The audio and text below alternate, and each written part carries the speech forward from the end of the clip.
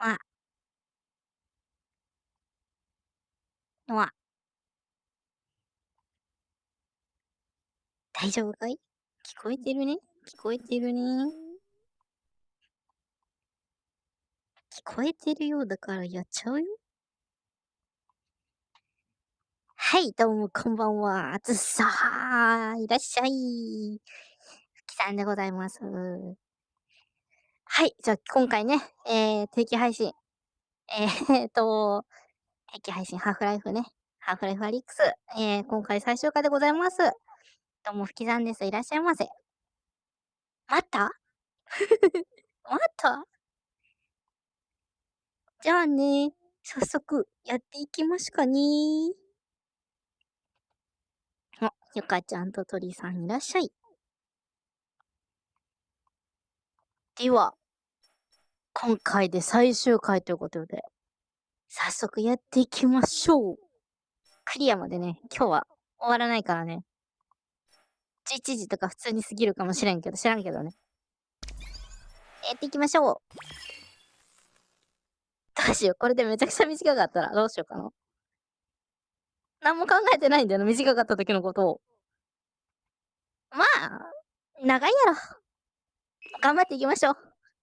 で、事前にロードはしてあったので、早いです。じゃあ前回の続きやっていきましょう。なんか変なマグロみたいな中に吸い込まれたんだよね。切られてないマグロみたいな中にね。ところで、武器とか何もないのかな？あ、何にもない。本当に何にもない。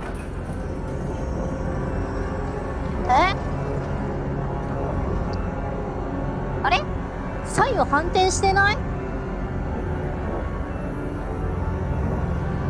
向こうから来たよね。まあいいや。とにかく進んでいこう。おー。おー。お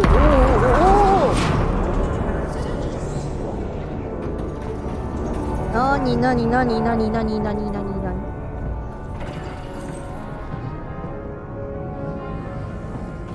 こっち行ってくださいって？武器になるかな？持ってこっか。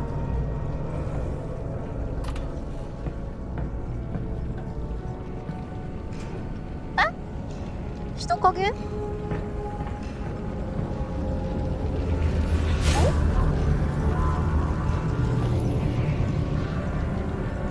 こんにちは。あ、また疲れた顔してるね。上でいいのかな？とりあえず。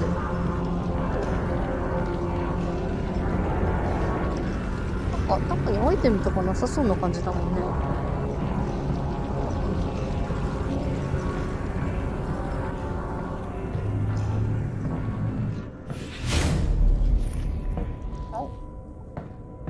もっと良さそうな武器が。結構重いんだね、これね。掃除できないかな？できない。ダメだ。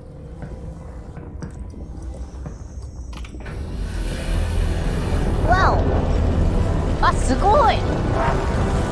わー！なにあれ？すごー。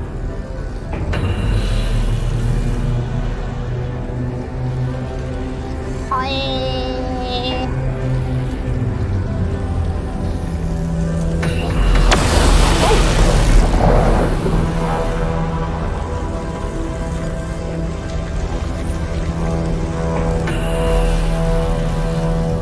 どうしろっていうの？戻るのかな？あれ？戻れない。どこ行くの？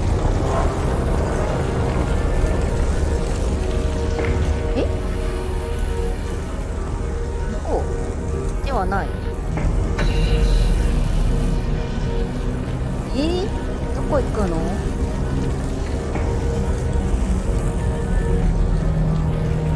だって扉開かないよ。なんか掴む？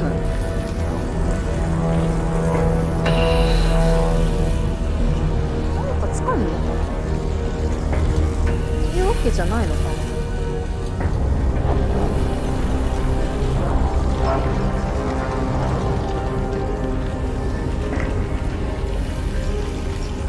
特に掴むものないよ。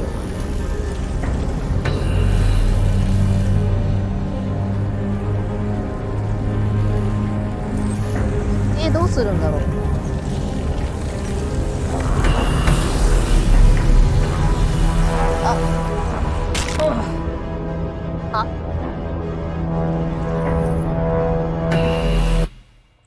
どうするんだろうこれ。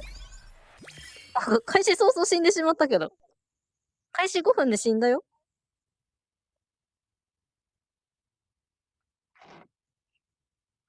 春菊さんいらっしゃい。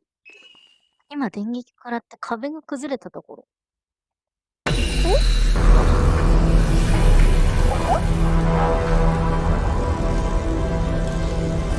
登れるんだ。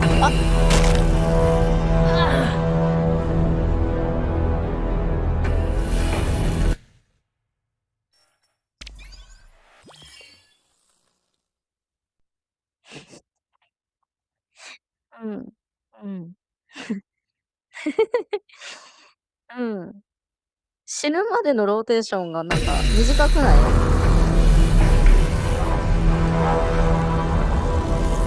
登れるのね。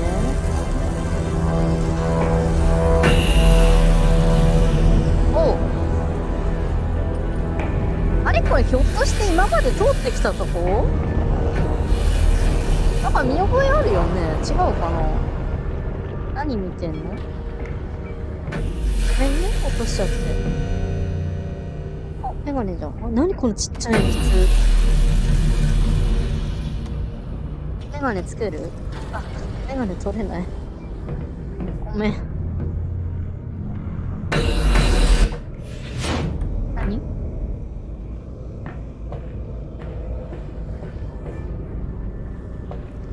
もうね、こういうのね、探索したくなっちゃう。アルコール持ってく？いっぱいやる？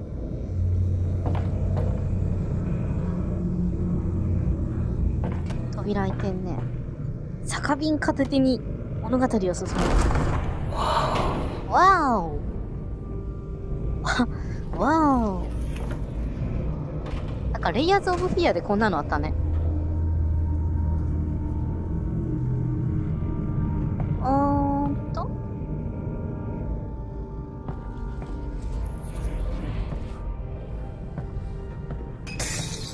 わお。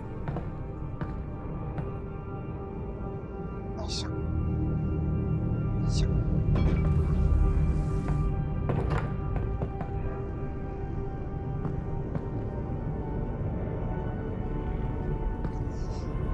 うわー、驚きの白さ。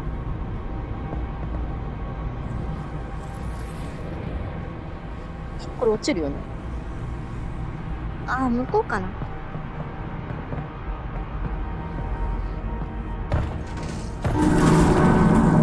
危ない。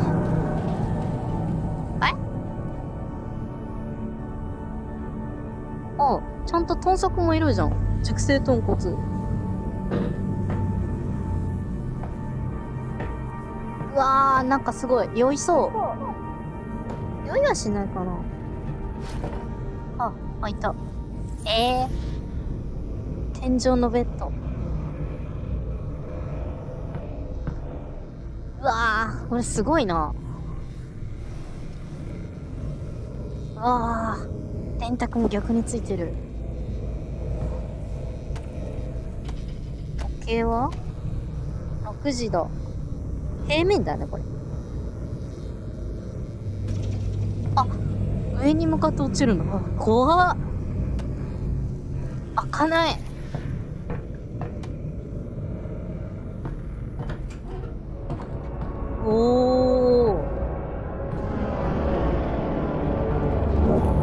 焦るも何もかんも逆だ。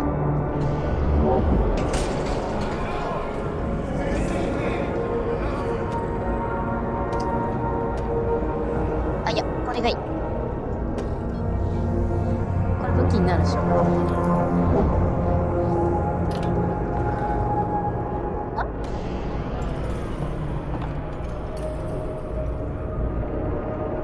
あ、ナイフがない。ナイフ。あ、こっちか。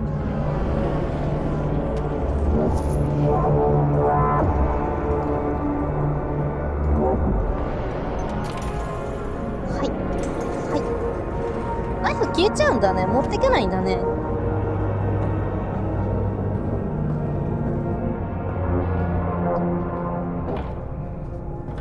こんにちは。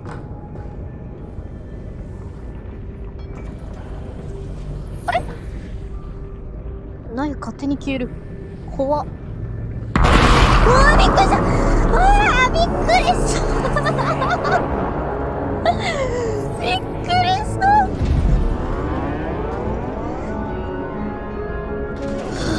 完全に油断してた。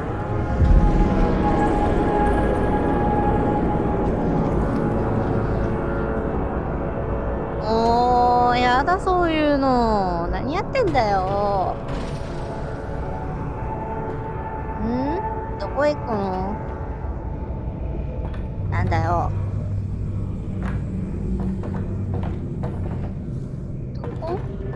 どこ行くの？こっちじゃないな。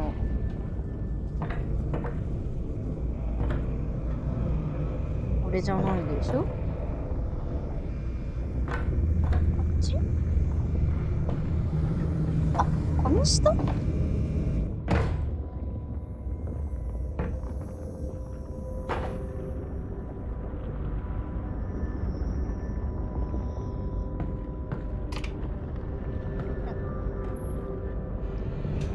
お邪魔するわよ。ここに来てホラー要素やめない？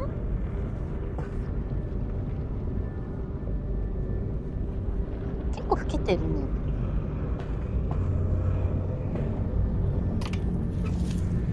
はい、どうも、こんにちは。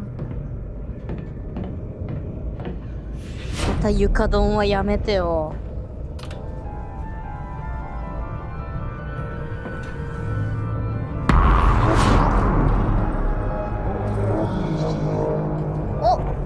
対象。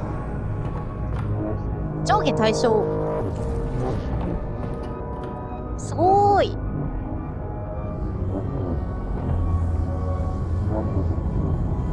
いやー、すごい。降りなさいと言わんばかりに。あ、なに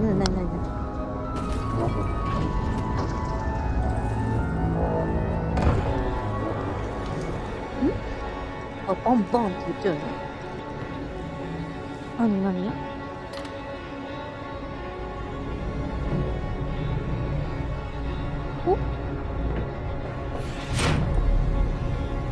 おう。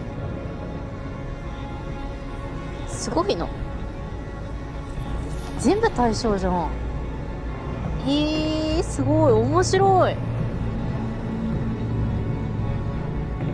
面白いけど、なんか迷いそう。あ、トランスファンだ。絶対武器になる。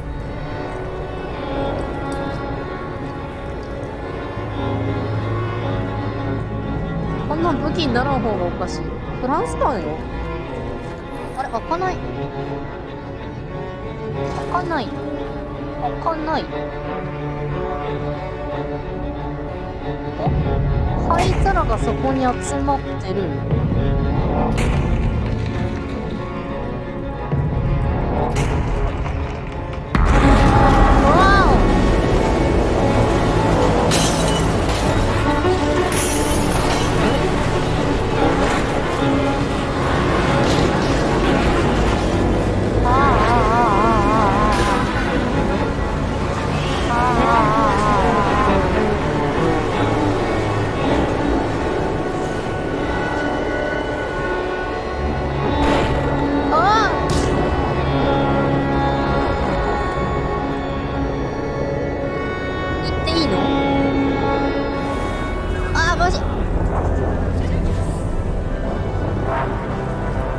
夢なのか現実なのかわからんくなってくるな、これ。いやー、ちょっと待って。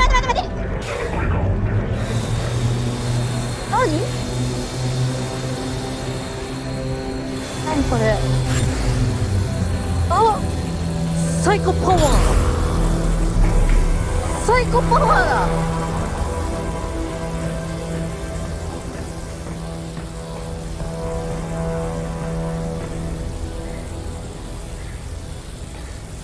何これ。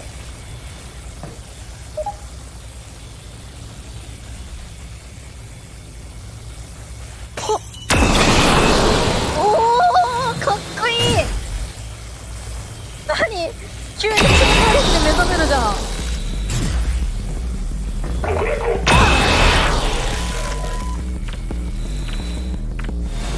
やば。かっこいい。めっちゃ強い。急に楽しい。めちゃくちゃ楽しい。あ、弾がない。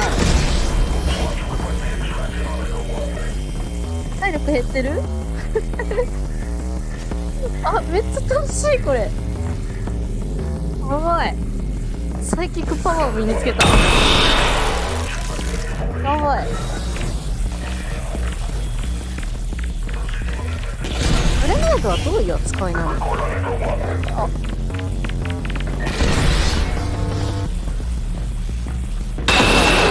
そっちじゃない。回復だ。サイキックパワー。めっちゃ楽しい。やばいなこれ。どちらくそ楽しい。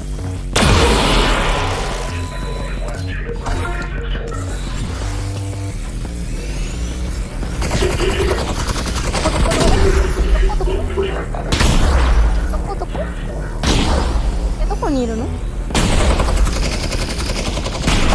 いた。めっ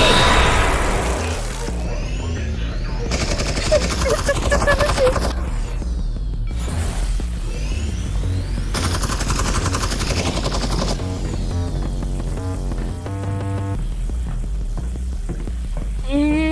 最後の最後でこんなん。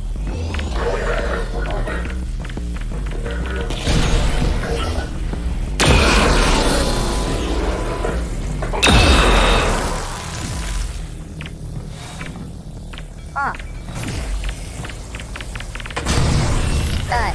痛いのかもわからん。やばー、めっちゃ楽しいこれ。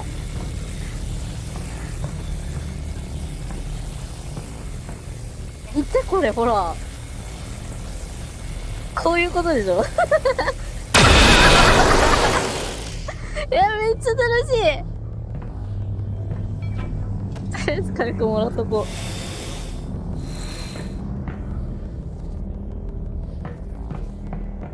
どうしたの急に。血生臭い戦争終わり？うわー、これ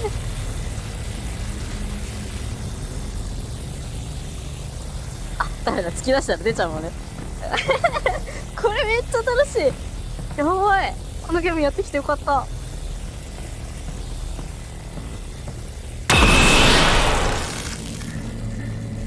左手を右手に移すとかできないのかな？できないっぽいな。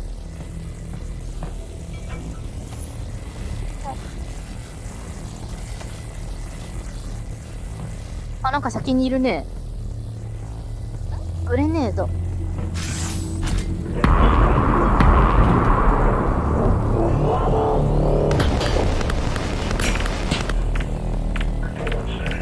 あ、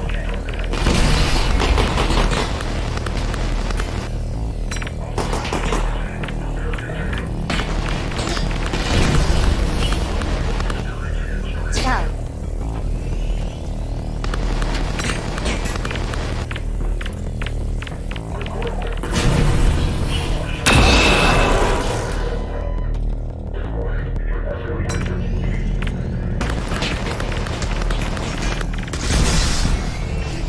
エネルギーないな。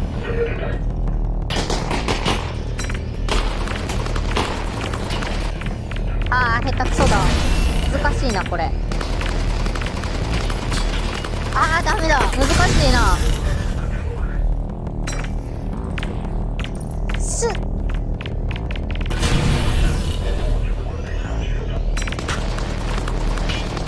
すっ逆。せーの。あ、なんかぶつけた。違う違う、あれあれ。ちょっと前行こうか。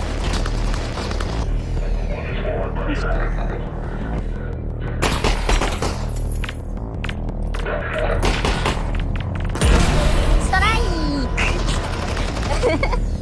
クやばい、めっちゃ楽しい。めっちゃ回復させて。あ、右手でもいけるんだ。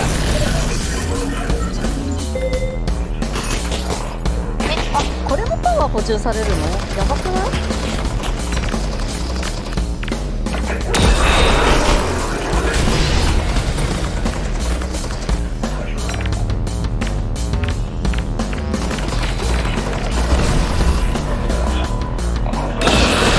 あ、それじゃない。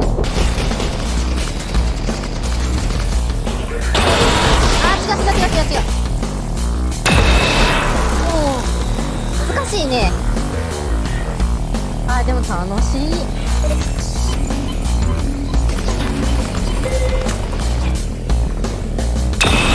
あー難しいな。あ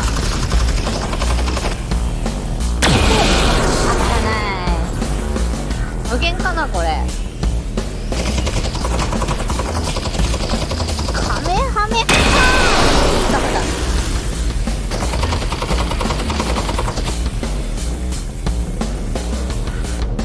わあ、どこ行った？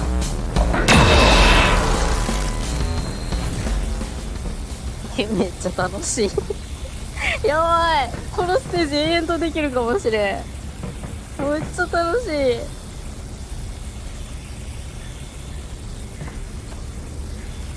回復いる？いらないよね。いっぱいあるもん。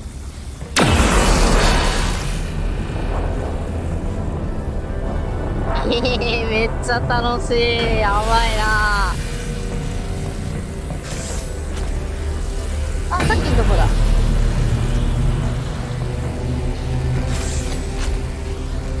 やばい、敵が一発だから苦戦する要素がない。あ、何？あ、サイコパワー吸われた。吸わないでよ。ダメって？汚れてんのかな。おー、ロード入った。早いな。ロード入るの早くない？フランスパン持ってきたかったけどしょうがない。はぁめっちゃ楽しかったロード終わったって。早い行けやって怒られた。はい、じゃあ次行ってみましょう。おい、全然ストーリーが頭に入んない。あれずっとやってたいな。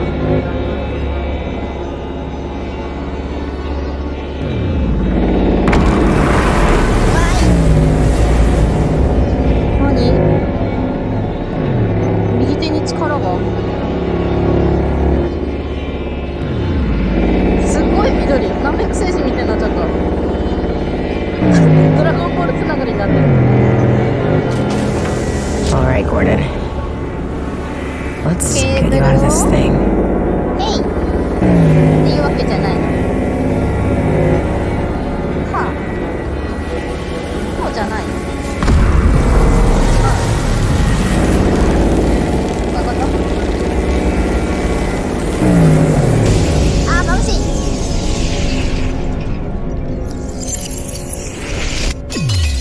やっほー。わ、白。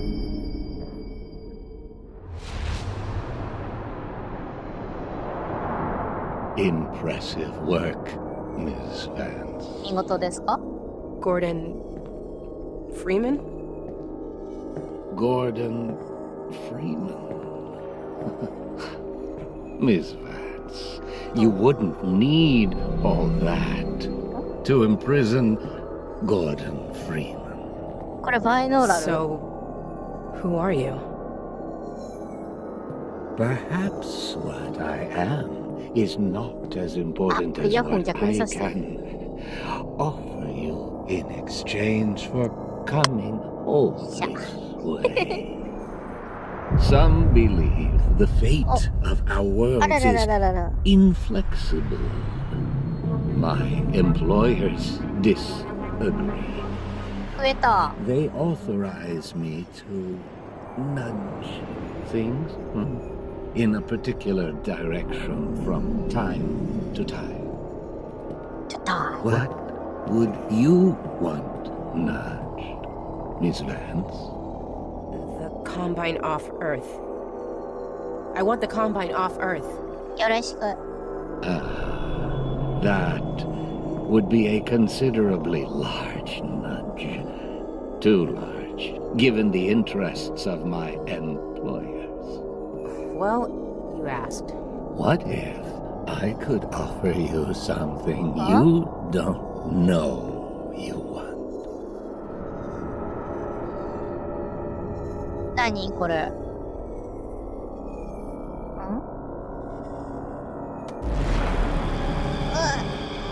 眩しい。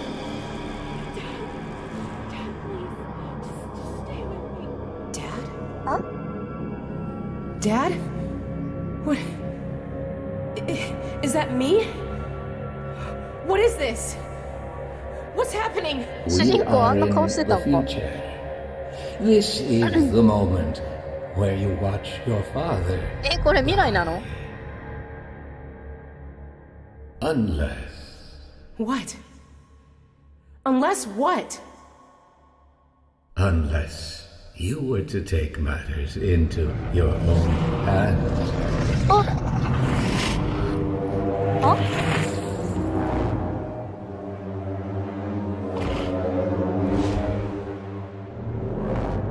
Release your father, Miss Vance.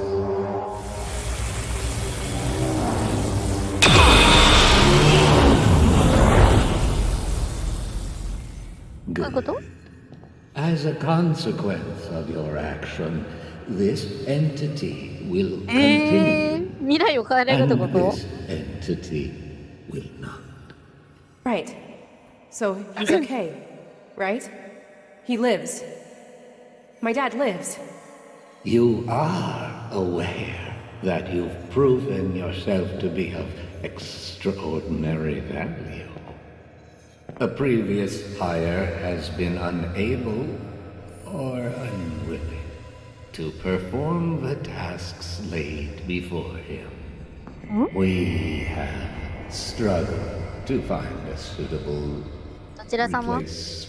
あ、これがゴールドマンさん？ No! I just want to go home.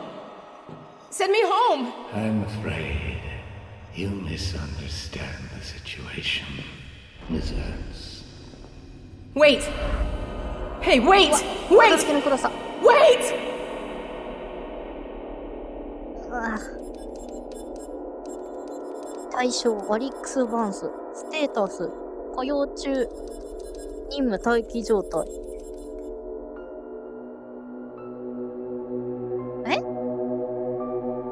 要はあれですか？窓マギで言うところの窓かみたいな感じになっちゃったってこと？え、終わり？え？で要は言ってしまえば改変のためのお仕事をする人の一人ってこと？で前の人が頑張ってたけどうち辞めたいわってなってじゃあ違う人呼ぶかってなった話？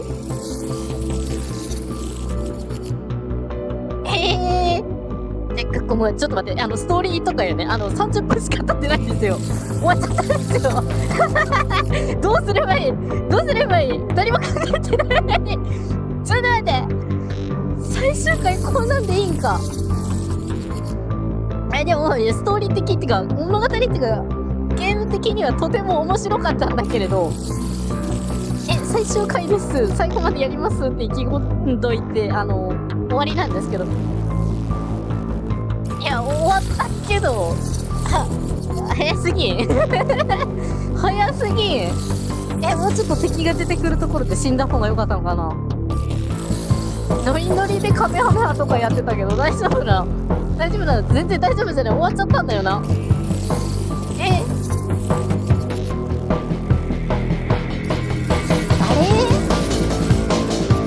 うリズミカルにドラム刻んじゃってるんで。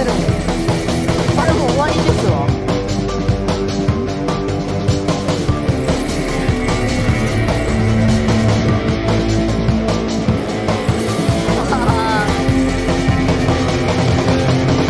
軽快な BGM をお楽しみください。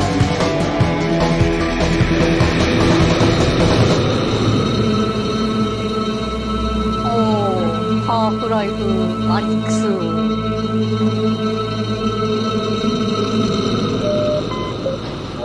まだ続き？ Vital signs critical. Seek medical attention. まだ続きある？ Gordon! Gordon! Wake up, Gordon! She's gone, Gordon. She's gone. Son of a bitch, it has unforeseen consequences. I knew it. When I get my hands on him, I'm going to... じゃん、後ろ後ろ後ろ。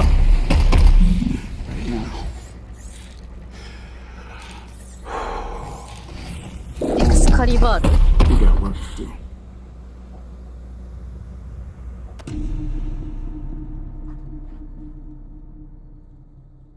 なにこれでハーフライフシリーズに続くって感じ？これストーリー気になるな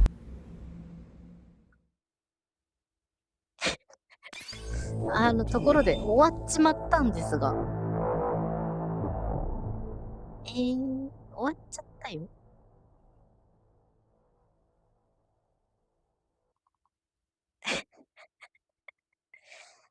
とりあえず、お疲れ様でした。お疲れ様です。無事最終回ってことで終わることができたんですけども、まだ終わっちゃいけねえよ。まだ30分だよ。まだ終われんよ。完走した感想ですが、めちゃくちゃ楽しかったです。グラフィックもそうなんだけど、敵の強さとかさ、難易度とかあるでしょ？あとはもう、もろもろの演出？個人的にはね、VR ゲームの中で一番面白いと思う。そんなに数やってないんだけどね。VR のゲームの、てか最初グラフィックね、あんまり期待してなかったの。どうせさ、インデックスとか、そういった他の VR 機器、高画質な VR 機器だったら、めちゃくちゃグラフィック綺麗なんだろうなとかって思ってたの。ただ、初期型のバイブ、無印のバイブでも全然映像綺麗だし、何より、ドッキリというかさ、生々しい感じ？そういうのが全部伝わってくるから、これは、一度、VR をお持ちの方やってみてはいかがでしょうか。ちょっと怖い要素とかね、あるんだけれども、これは、めちゃくちゃ楽しい。うん。それと、あとね、敵の強さかな？敵の強さとかは、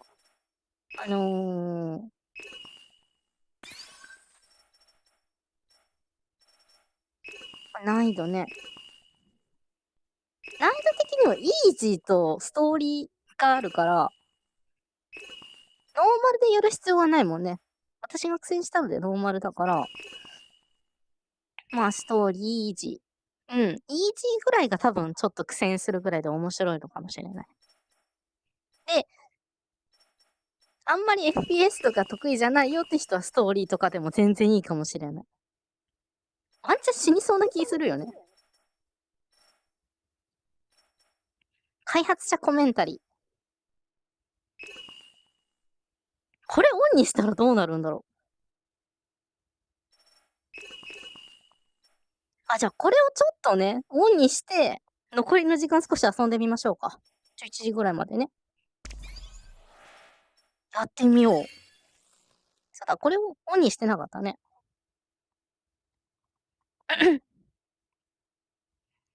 このゲーム、グラフィックもですが、音響もとてもすごいと思います。音響か。音響はね、イヤホンとか、ヘッドホンとか、そういうのが、多少いい人はいいかもしれない。私のあんまりいいイヤホンじゃないから、ちょっと微妙かな。音的にはね。あんまり音質の方はちょっとわからない。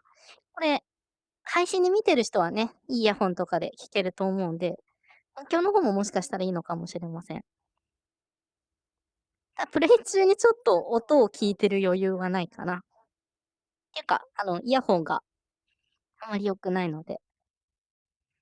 じゃあ早速、オーディオコメンタリーオンにしたままね、やってみましょう。トリガーとスタート。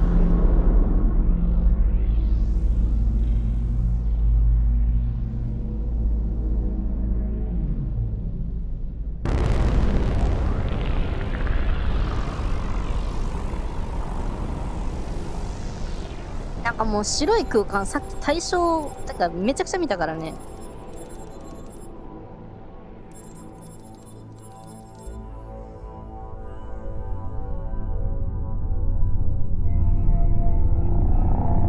はい、ハーフライフALyX始まりました。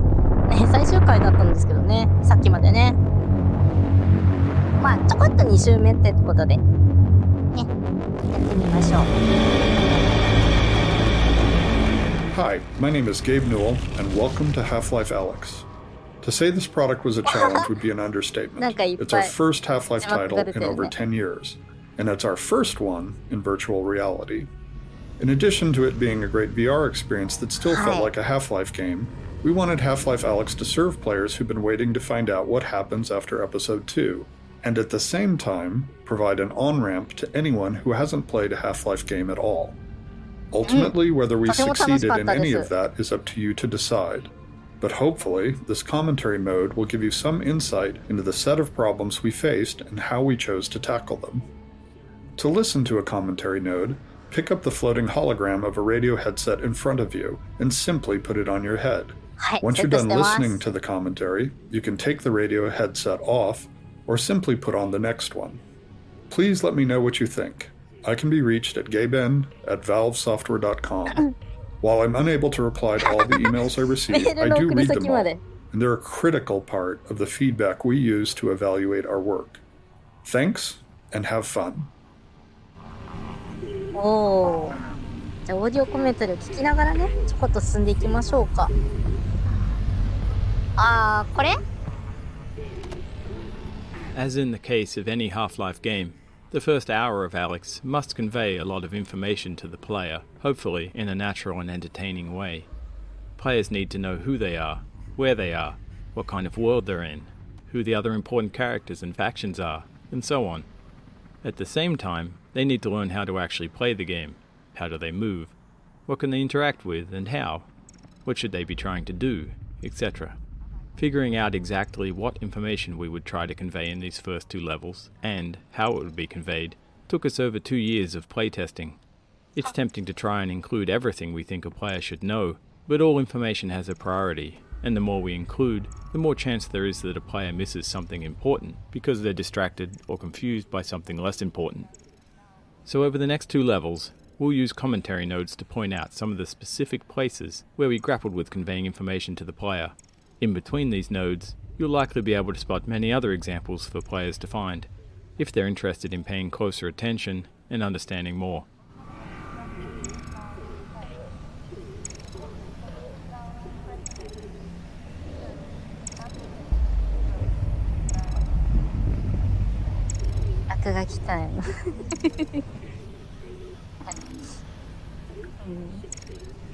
クラブヘッドってこんな感じでこんな感じじゃなかったっけ。ち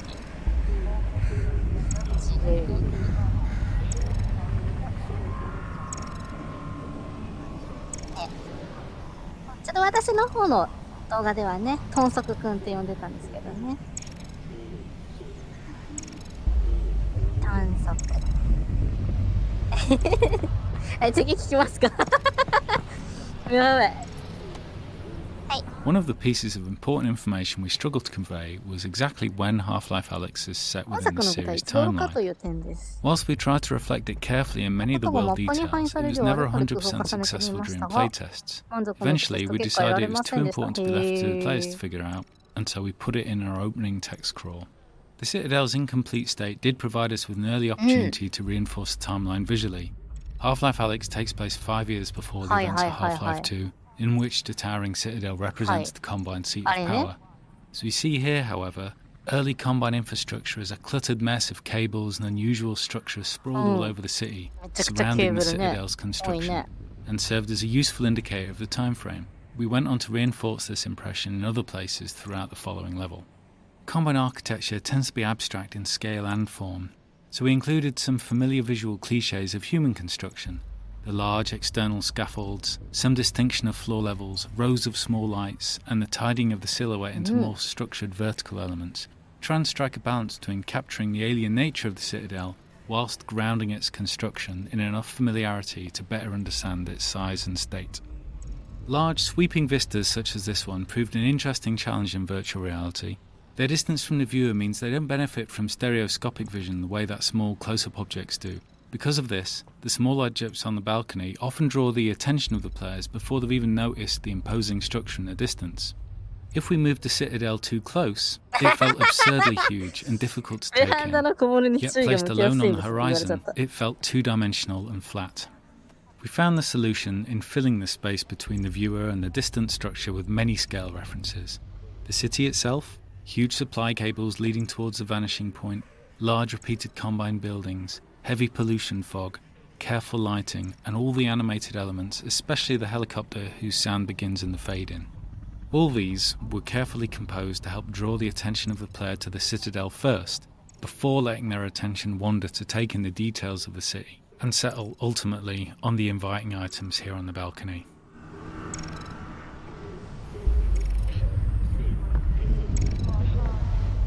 In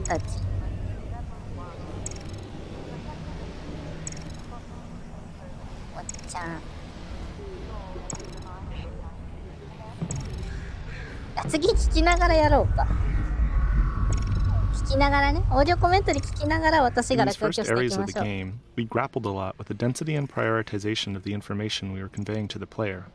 Playtesting showed us that players in VR were easily distracted, often due to better peripheral vision, such that they'd focus on one scene element while losing track of others.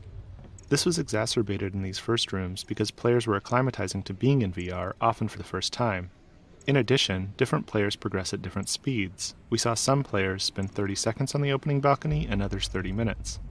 As a result, we did a lot of iteration over the set of opening areas, each time changing what information we tried to convey and where.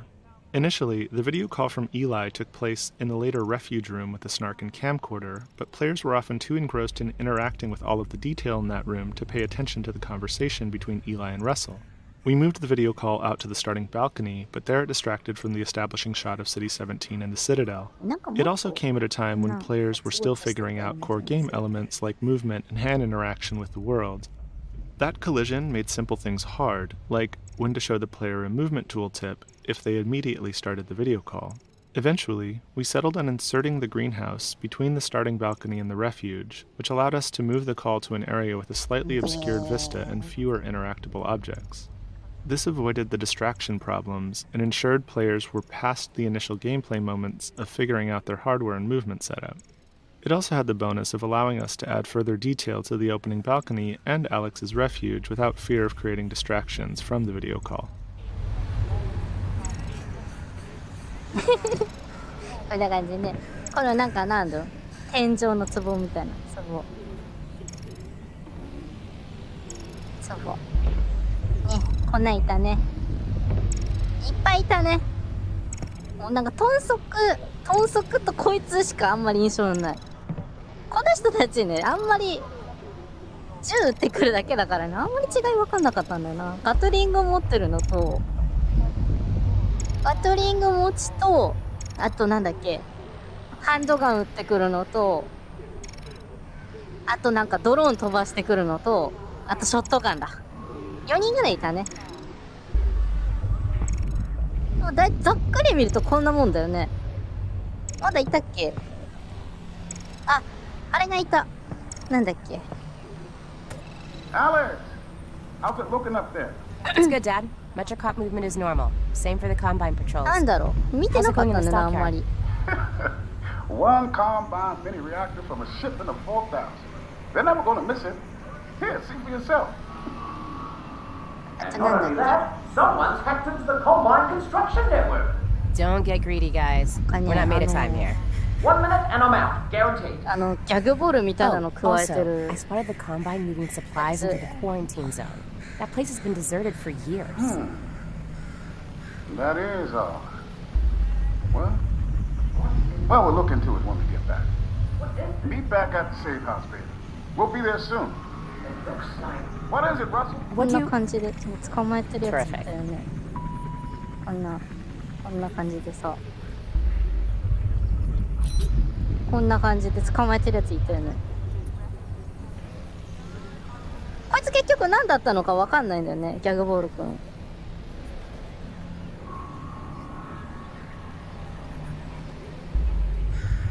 ギャグボール。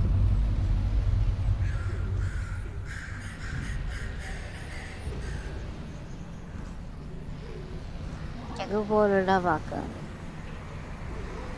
ね、掴んで離さなかったからね、こいつね。あとなんだっけ？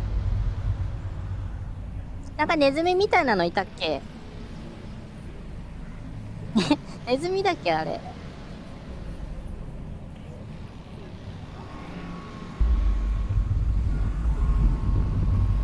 なんかこう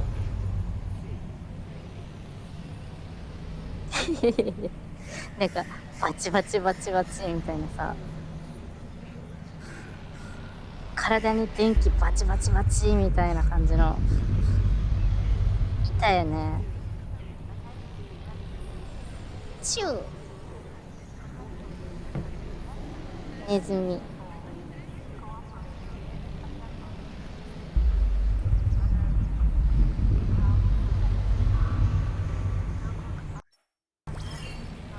その子のボールをパッと取るとグレネードとして使えます。そうなの？取れるの？あとボーディガンツってなんだっけ？耳聞こえないの子だっけ？顔覚えてないな。顔覚えてないな。どんなんだっけ？ボーディガンツさんどんなんだっけ？顔覚えてないな。なんか、ここ書けないんだ。ボーディガンツってどうなんだろう。ボーディガンツ覚えてないな。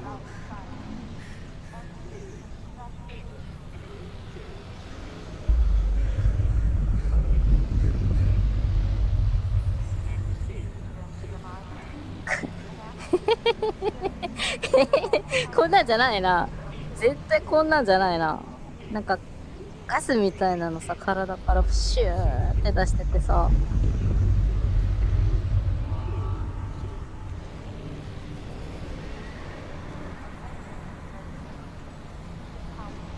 もっとこんなんじゃないな。こんな可愛い見た目してなんか極悪な見た目してたよ。やばい、全然わかんない。何分暗かったからね。こんなんじゃないよね。全然違うよね。だから全然出てこないんだ、頭から。あとなんだっけ？ネズミみたいなやつと、これボーディガンツ、ボーちゃんね。と、あとなんだっけ、超能力使う腕3つ生えてる人。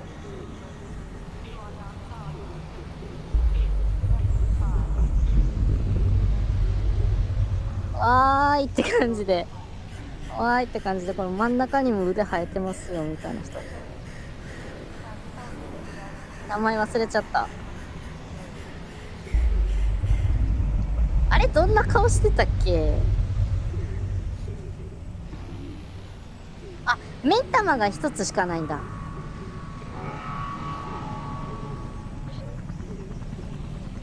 目が一つしかなくて、どうなんだっけ？タコじゃないな。あ、なんか、ピクミンみたいな口してたっけ？やばい、わかんない。わかんないな。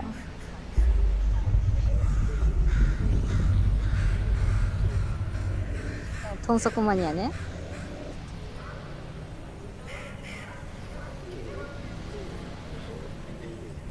はい。で、あとはあれだね。いっちゃん最後の方に出てきたなんだっけ。落としちゃった。あ、ペンつかめなくなった。黄色いのでいいか見えるかな。今目の前に見えてたさ、めっちゃ大きいやつ。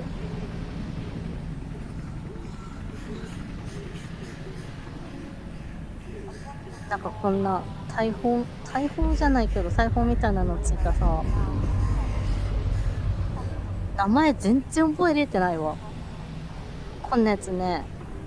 こんなやつめっちゃ強かったよね。一回殺されたっけ？ペペペペペペペペペペって。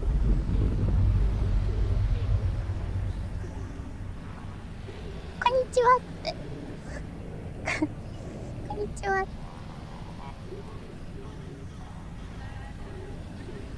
こんにちは。こんにちはっつって襲ってきたやつ。こんな感じ？私が思うハーフライフのキャラたちはこんな感じ。これ絶対わかんない。これわかんない。これわかんないな。こいつらはわかるよ。まあまあ、ギリギリわかると思うんだよ。逆ボールラバーくん。ひでえな、名前。ネズミみたいなのがいてね。こんなもんだよね、多分ね。ちっちゃいギミックなんか見逃してるけど。私のハーフライフの思い出はこんな感じ。オーディオコメンタリーどうする？まだ聞いていくか。どうやって行くんだっけ、これ。あ、こっちか。サクサクサクーっと進んでみる？お、あったあった。Conveying critical information about the state of the world, the first two levels of Half-Life Alyx also needed to demonstrate some of VR's strength. Conveying a sense of scale is something VR does much better than flat screens, and our early playtests showed us that nothing quite sold that scale more than seeing a Strider up close. In addition to the visuals, to fully illustrate the scale of a Strider at close range, we needed to do a lot of work on its audio treatment. Players had strong expectations about feeling the weight, power and presence of the Strider through its movements, particularly as it stepped on the balcony the player was occupying. In order to convey this power through sound, we layered multiple sound effects, allowing us to address ranges in the audio frequency spectrum and the temporal nature of those elements separately.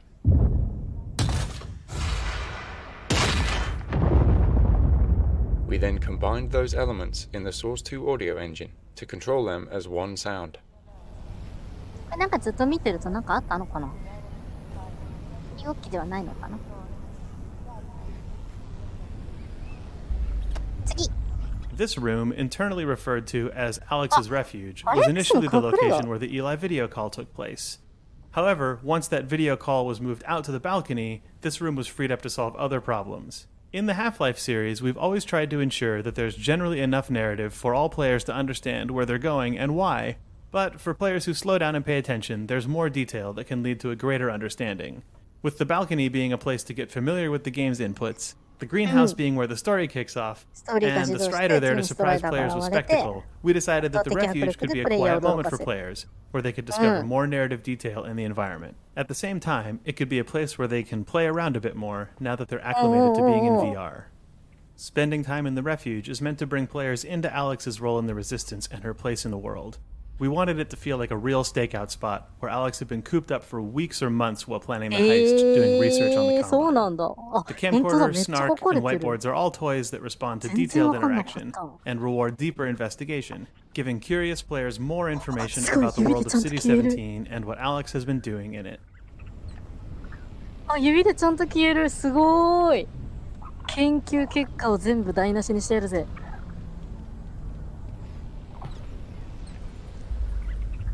へえ。これなんだろ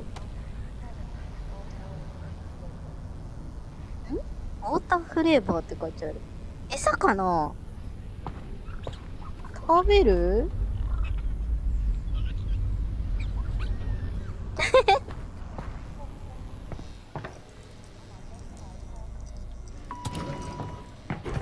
このエレベーターに乗ったら捕まるやつじゃなかったの？違ったっけ？まだ捕まんないのか。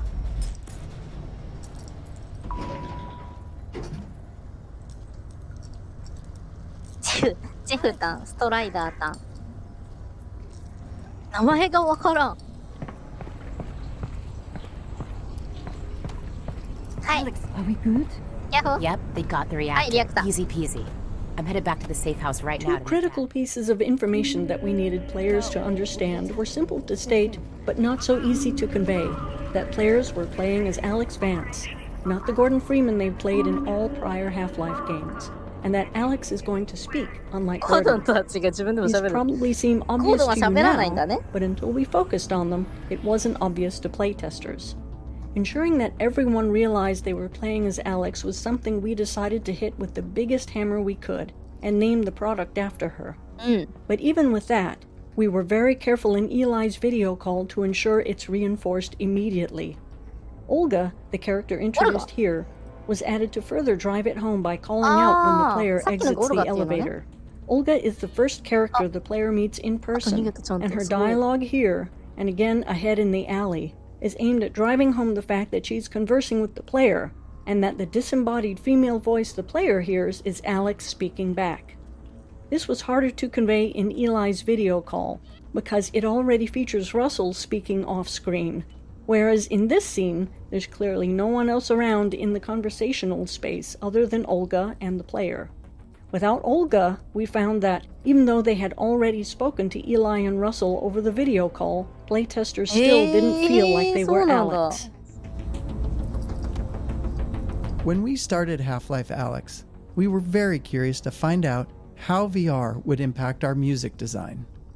The Half-Life series has always used music sparingly, often leaving the ambient sounds of the world to provide the audio background.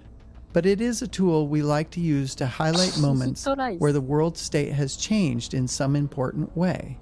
In this case, that something's riled up the Combine. In our early playtests of this scene, without music, but with many of the other visual and audio elements represented, we found some players didn't understand that they should move along, and that others became distracted by the interactive objects in the laundry. We experimented with some very simple quote-unquote action music to communicate the changing of the Combine threat level, as well as the story's intention for ALyX to get to safety, and found that players were less likely to forget their quest and move towards their goal. The music was kept simple and cinematic sounding, to allow it to blend with the purposely complementary background sounds and gently start to normalize the use of music in VR in a familiar way. This success encouraged us to use the same technique in scenes with similar requirements later in the game. どんなゲームでもそうだけど、やっぱり音楽で焦る部分あるよね。ハト外した。ハト聞かない。あ。The remainder of this level is designed to continue informing the player about the world they're in, and to support the increase in the Combine's alertness. We also wanted detail to make the city feel alive, something that becomes much harder later on, once the player has a weapon. This was tricky to design due to the challenge we're often faced with, the friction between narrative state and gameplay state. Here, the narrative implies that Alex should be making her way back to Eli as quickly and quietly as possible. But gameplay-wise, we're at the start of the game, and players are still testing the limits of everything they can see and touch.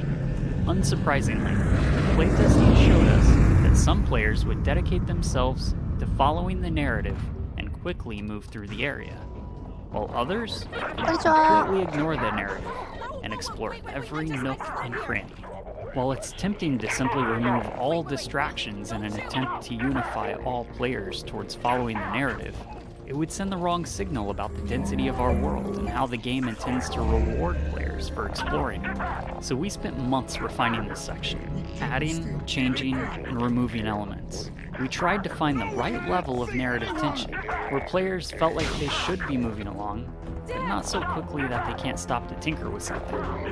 We put in enough interactive objects and narrative moments where players were all... しまった。先急ぎすぎちゃった。オーディオコメンタリング切れちゃったよ。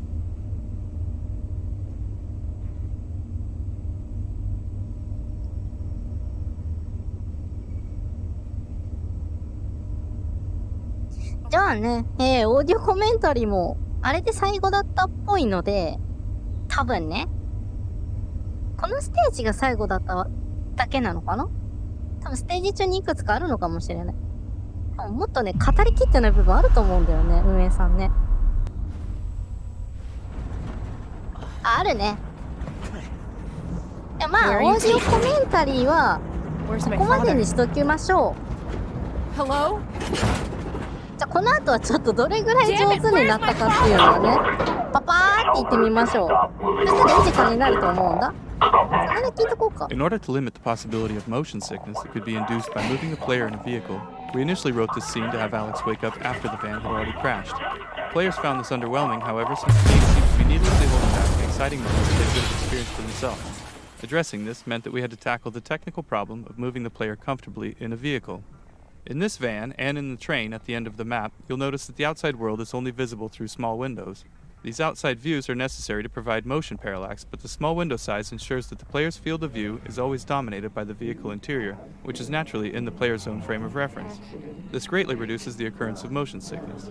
Aside from the parallax of the outside world, we use animated lighting and careful sound design to produce the effect of riding in a vehicle. Alex, you there? You've got to get moving. Russell, I've been in an accident. I know! I caused it, so technically not an accident. You've got to get moving. Wait, where's Dad? He's fine. Follow the drone.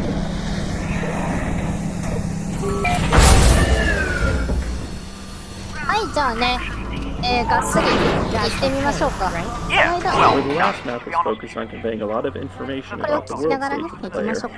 This map is where we need to start the player's larger quest. That means the player must leave this map with an understanding of what's happened to Eli and what they're going to do about it. The player also needs to meet Russell, so they have a face behind all the radio dialogue throughout the game. Finally, we need the player to collect the gravity gloves and the pistol and learn how to use them both. This is a daunting list. From experience, we know that if we cram all that into a single scene, players won't be able to remember more than a couple highlights. So this map's purpose is essentially narrative pacing.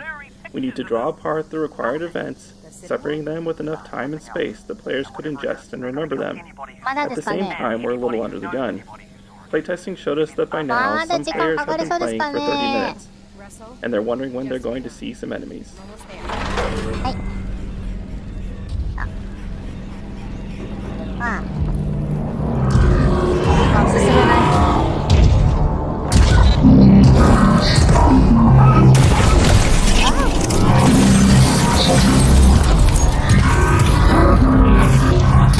Alex, everything cut out for a second. I lost the headset video feed.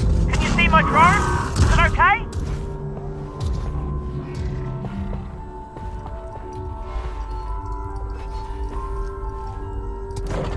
Alex, great. Okay, let's... Wait, my drone's okay, right? 君のドローンはお亡くなりになったよ。I'm fine, by the way. Right, good, let's stay.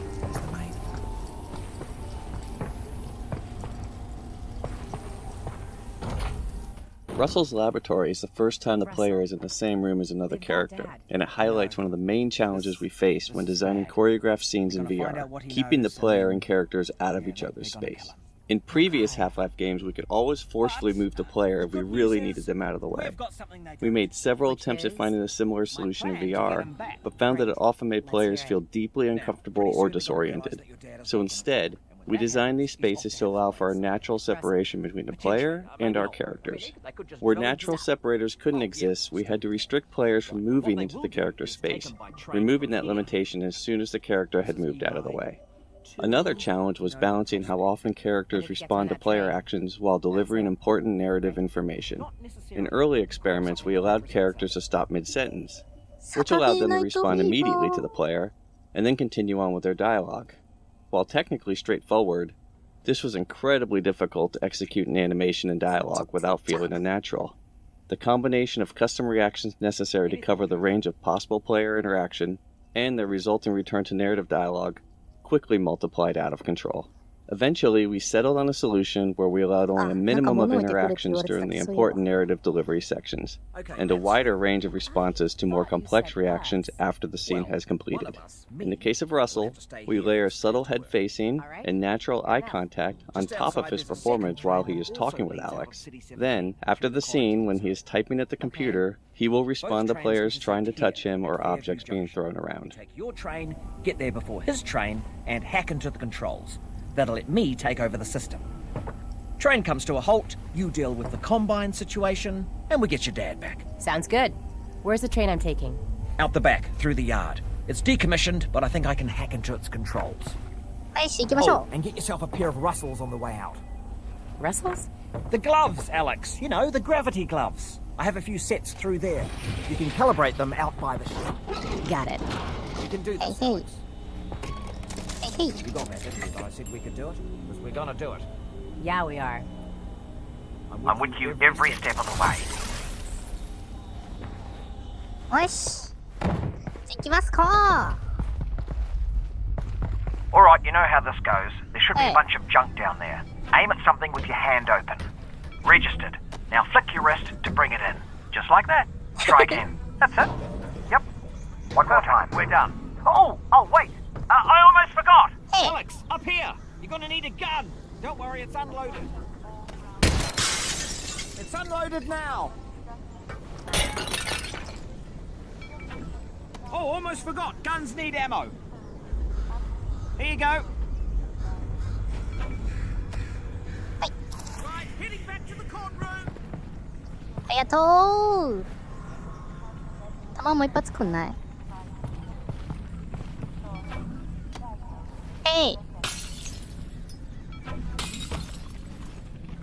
まあいいや、次行くか。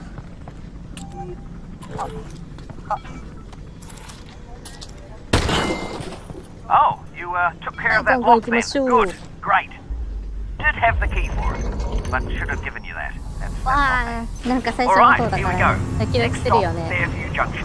この頃が一番ドキドキしてたね。And good luck, ALyX. Goodbye. Obviously, just to let you know, I am still here, though. I know.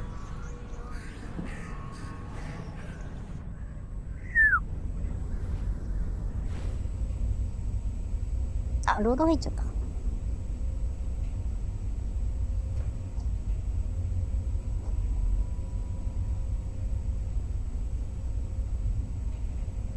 あ、どうせだったら難易度上げればよかったね。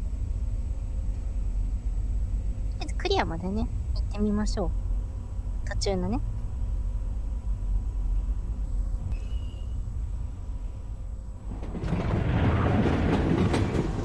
Hello, ALyX? We might have a problem. Probably nothing to worry about, but... Did the train stop? It stopped, didn't it? Yeah. What happened? It's jammed. When the Combine shut down the quarantine zone, they must have tightened security. Which means? Yeah, you're nowhere near Fairview Junction. You're just outside the QZ. And this is as far as we get by train. Then I'm headed on foot. Good. I'll see if I can get you in some other way. I got a dead zombie here. I thought the Combine sealed up the QZ. This one must have squirted out. I've heard they've had trouble with barnacle spores outside the containment area. Even in our earliest experiments in bringing Half-Life to VR, we found that players So, enjoyed even exploring当たらんの？ every nook and cranny of the environment. With the increased fidelity of VR, players not only expected to be able to interact with a vast array of objects, but they also had a strong desire to find something useful from time to time. This was so universal among testers that in addition to more searchable locations and interactive objects, we added a new resource, resin. Level designers could place this new resource in fun and interesting locations that weren't tied to game progression, rewarding players wider-ranging exploration.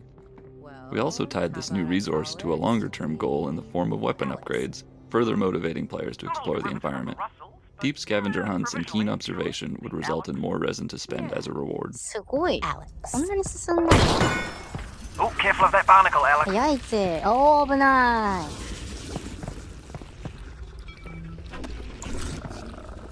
How'd you meet my dad, anyway? You guys work together at Black Mesa, right? Yeah. Well, no. Tricky place to get a job at, actually. I interviewed at Black Mesa. They said try again in a year. I don't need to tell you what happened after that. Lucky break for me, really. Not a lot of survivors. Honestly, it's a miracle you and your dad got out of there. はい、グレネードなかったっけ？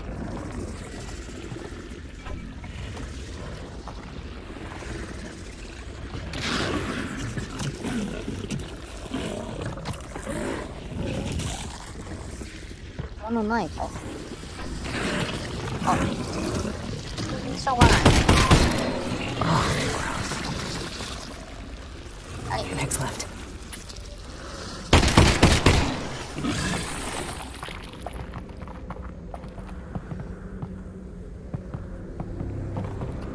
I take it the quarantine zone is behind this hatch? Yeah, that's where they keep it. I'll look around for a control panel to open it up.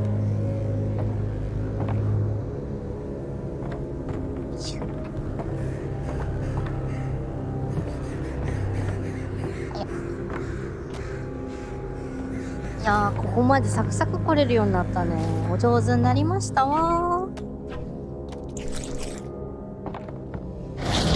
That's the control panel. They've probably scrambled the circuit. Considering no one would be dumb enough to open the hatch, it shouldn't be too hard to put back.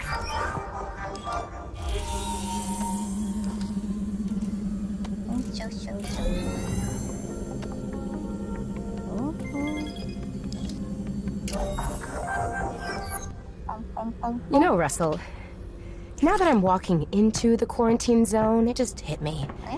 I don't know anything about the quarantine zone. Well, actually, the word quarantine comes from the Italian 40 giorni, which means 40 days, the period that all ships were required to be isolated before crew could go ashore during the Black Death. All right. Cool.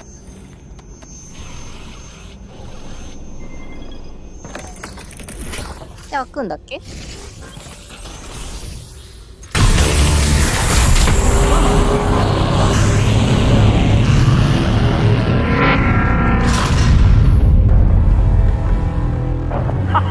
There we go, finally. I'm gonna head in. すごい、お上手になってるよ、私。 You'll go through the old subway tunnels on your way to the 調 train 子乗っ yard. てしないようにしよう。 Russell, are you seeing this? あれ終わっちゃった？もうちょい先行ったよね。途中でも上げられますよ。途中でも上げられますよ。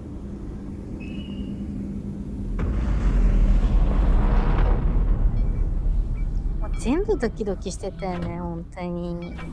Hey, Russell, I just found a loose syringe of God knows what. Is this medicine? Does it have a skull and crossbones on it? I don't see one. Do you hear that? Oh boy. Yeah, that's the way we gotta go. No shortcut? Yeah, that is the shortcut. Oh man. That barnacle's on our side. It's not though, obviously, so don't walk under them.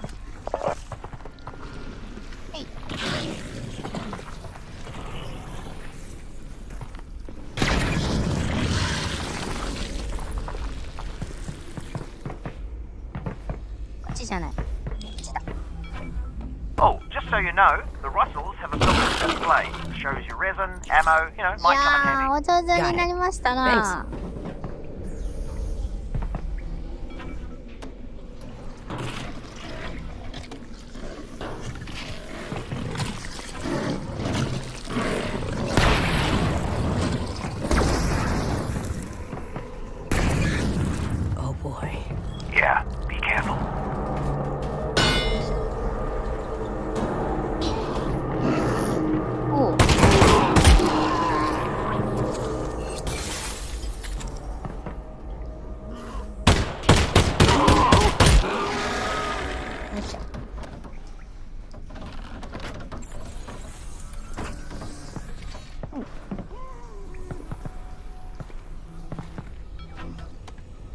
お、樹脂いっぱいあったんだね、ここね。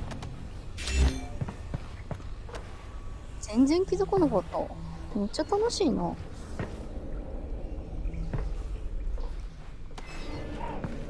しちゃん。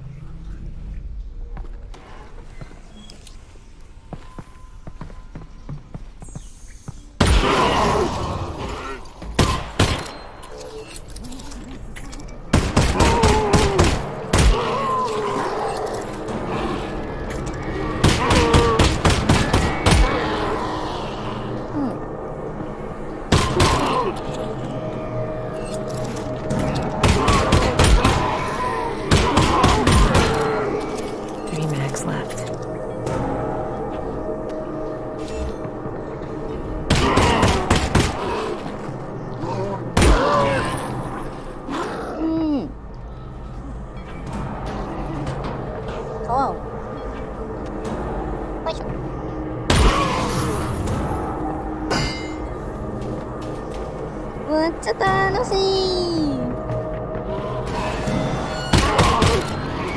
おやおや。Nice shooting, Alex. Thanks. Thanks, Russell. 楽しい。じゃあ弾があるかないかみたいな、そんな感じだっけ。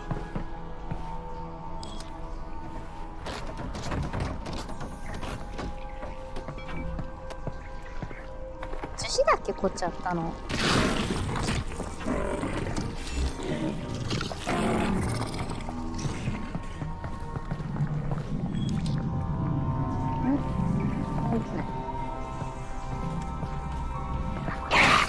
Oh, I see it. Where to go? クラブくんだ。はじめまして。Yep, there it is. Found it. Probably only one of those. Okay, two of those.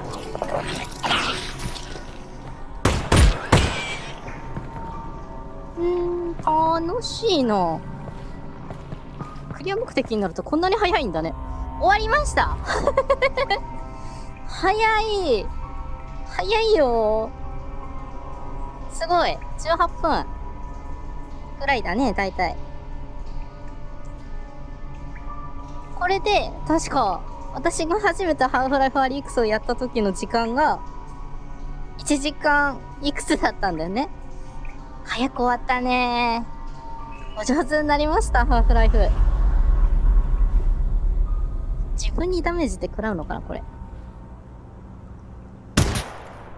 あ、自分は食らわないんだね。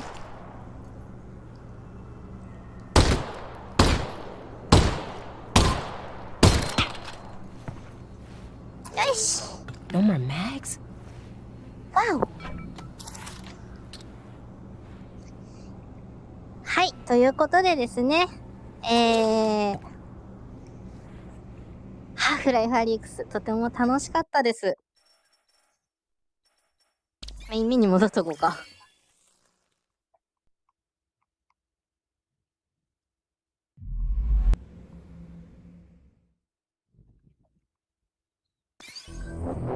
はい、戻ってきました。はい、ということで、今回でですね、ハーフライフALyX無事に最終回迎えられることができました。神。で、まあ、さっきまでやってたのは、途中から来た人のために説明すると、あんまりにも早く終わっちゃったんですよ、チャプター11がね。だから、ちょっとオーディオコメンタリーを聞きながら、どれぐらい早くクリアできるかなということで、ちょっと走ってました。さっきも言ったんですけど、ハーフライフALyXとてもいいゲームでございました。いや、これね、VR 持ってる人はね、ぜひやってもらいたい。あ、でも、スチーム VR にしかないのかな。ない。今ちょっとバイク途切れちゃったんだけど。でもしね、できる VR 機器を持ってる人は、ぜひやってみてください。めちゃくちゃ面白いです、これ。本当に楽しいの、これ。やらなきゃわからない。怖そうだなとかじゃなくて、ぜひやってみてもらいたい。苦手だなとかじゃなくて、苦手でもやってみてもらいたい。まあちょっとグロテスク表現があるから、そういうのは目をつぶって、こう、苦手な人はね、無理にやってくれとは言わないんだけれども、もしやってみたいなとかできそうだなっていう人は、ぜひやってみてもらいたいです。私これ大好きだな。もう一周ぐらいできそうだな。一箇所以外。ね。やりたくないとこは皆さん、お察しのところなんですけれども。はい、ということで、ハーフライフALyXでした。今週の火曜日の定期配信これで終わりになります。ハーフライフALyXも、今回で最終回になります。ご視聴ありがとうございました。また来週、違うゲームね、考えておりますので、どうかよろしくお願いします。ハードモードでもう一周、やらない、さすがに。今度はね、もう、早くはいけるかもしれないけど、ちょっと大変そうだからね、ハードモードはね。私がハードモードになってしまうので。ご勘弁願えると。ね、来週またちょっと違うシリーズをやってこうかな。リトルナイトメアを前に言ってたやつ、リトルナイトメア2かな、発売されて結構経つんですけど、そちらをやっていこうかなと思います。ちょっとまたホラー路線な感じなんですけど。来週もね、見ていただけるとありがたいです。どうも、今回はご視聴ありがとうございました。ハーフライフALyX、みんなやろうな。楽しいぞ。やろうな。はい。じゃあ、ふきさんでした。バイバイ。お疲れ様でした。高評価、チャンネル登録、よろしくお願いします。さらばALyX。